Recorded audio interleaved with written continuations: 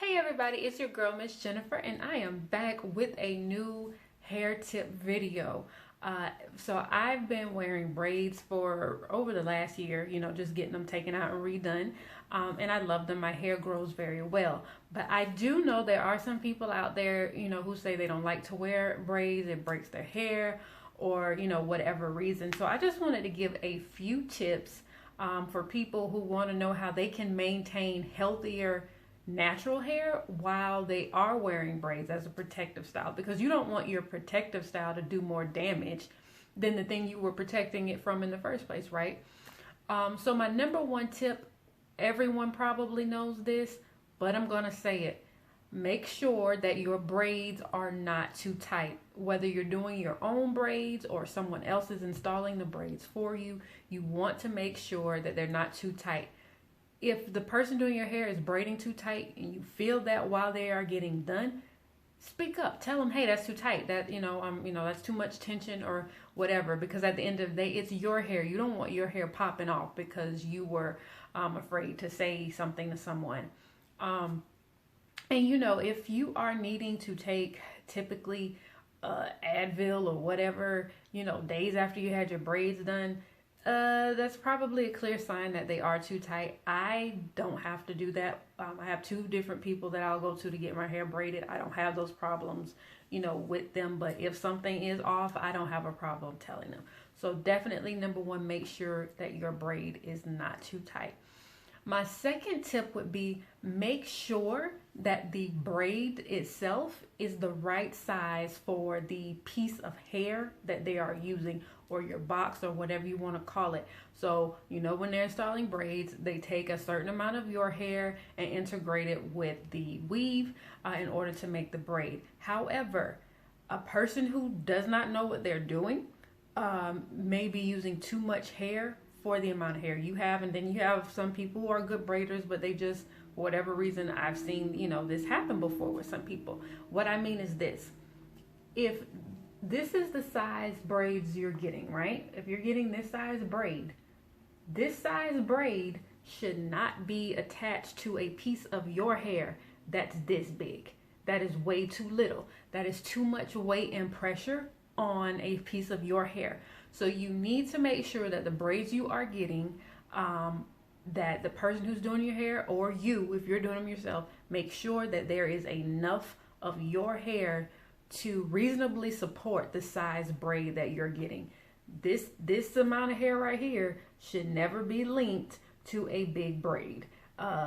This is for very small braids, so if a braid this size may be okay for something like this, but you should never have a braid this thick on a piece of your hair that's like this little. That's way too small. Another thing is, pay attention to what your hair is telling you while the braids are in.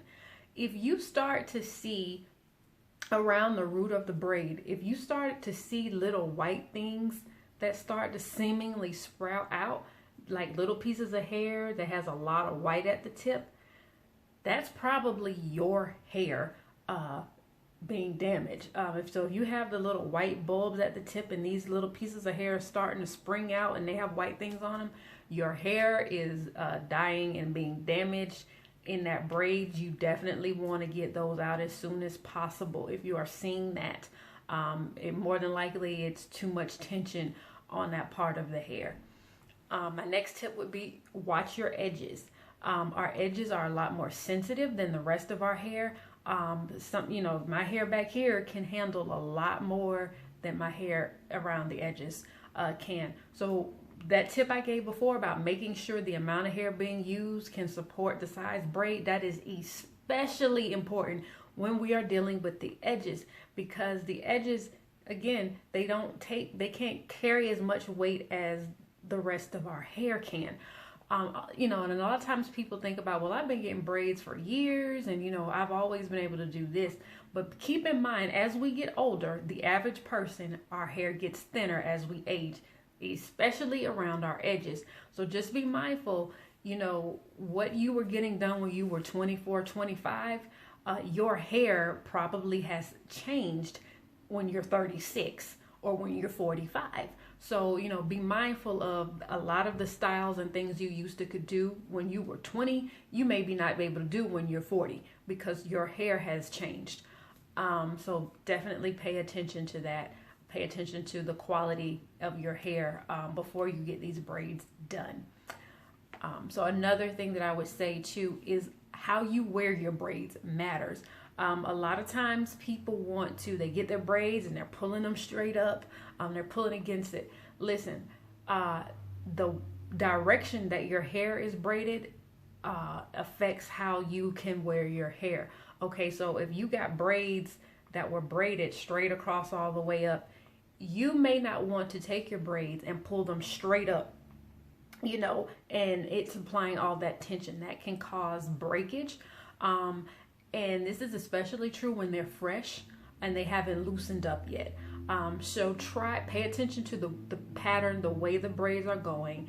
And it's best, what I found, to, like, if I want to pull my hair back, I don't pull it up and back, but I pull it more this direction, so that I'm not pulling against the hair or the pattern itself, and it's not putting all of that tension. So you want to really wear your hair where you pull it back in the direction and way that applies the least amount of tension at the root.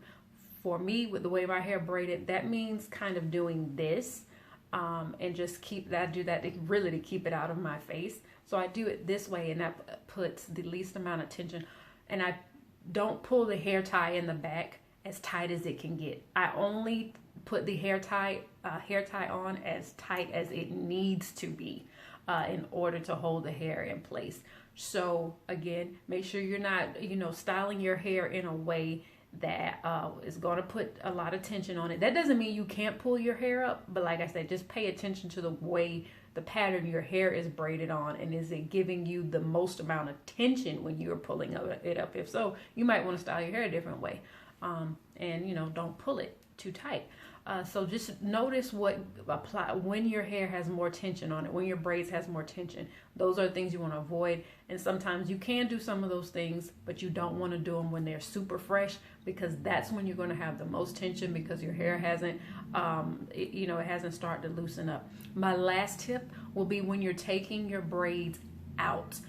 Again, pay attention. If you have a braid, let's just say here, especially around your edges, and let's just say maybe it wasn't a lot of hair used, or you notice that it's a lot of slipping, and especially if you have seen those little sprouts that I was talking about with the bulb at the end, the white things at the end, especially on a braid like that, when you're taking it out, because that's already indicated that the hair is damaged. You may want to, and if you need someone to help you do it, but when you're taking those specific braids out, you may want to apply pressure at the root while you're unraveling it till you get to the top.